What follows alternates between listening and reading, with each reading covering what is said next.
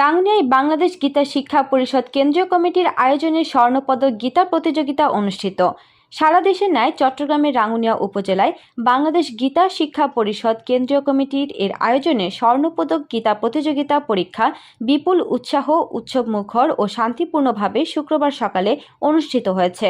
বাংলাদেশ গীতা শিক্ষা পরিষদ রাঙ্গুনিয়া উপজেলা শাখার সহযোগিতায় রাঙ্গুনিয়া উপজেলার দক্ষিণে বেগম জাকির হোসেন বালিকা উচ্চ বিদ্যালয় ও উত্তরে রাঙ্গুনিয়া খিল মোগল রসিক উচ্চ বিদ্যালয় কেন্দ্রে অনুষ্ঠিত হয়েছে।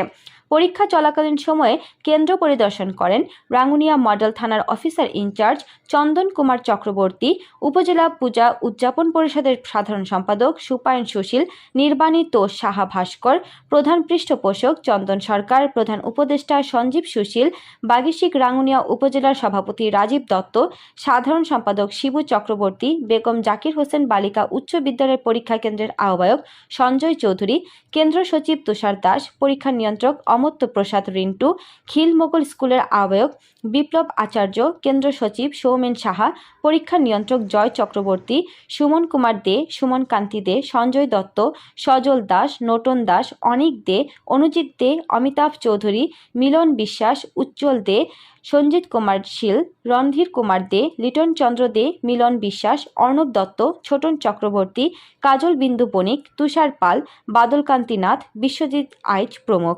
এ সময় আয়োজক কমিটি জানান, সনাতনী তরুণ ও যুব সমাজকে গীতামুখী করতেই বাংলাদেশ গীতা শিক্ষা পরিষদ কেন্দ্রীয় কমিটি নিয়মিত পরীক্ষার আয়োজন করা হয়েছে।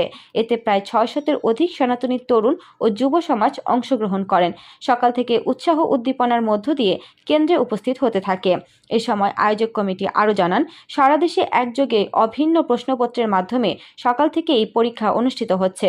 লিখিত পরীক্ষা 50 নম্বরে অনুষ্ঠিত হয়েছে। এখান থেকে 9 জন শিক্ষার্থীকে লিখিত পরীক্ষায় উত্তীর্ণ করা হবে।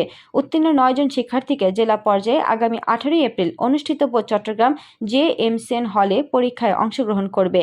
সেখান থেকে উত্তীর্ণ শিক্ষার্থীদের স্বর্ণপদক পুরস্কৃত হবে বলে জানান তিনি। ভবিষ্যতে এ পরীক্ষা অব্যাহত থাকে, এজন্য সার্বিক সকলের সহযোগিতা কামনা করেন।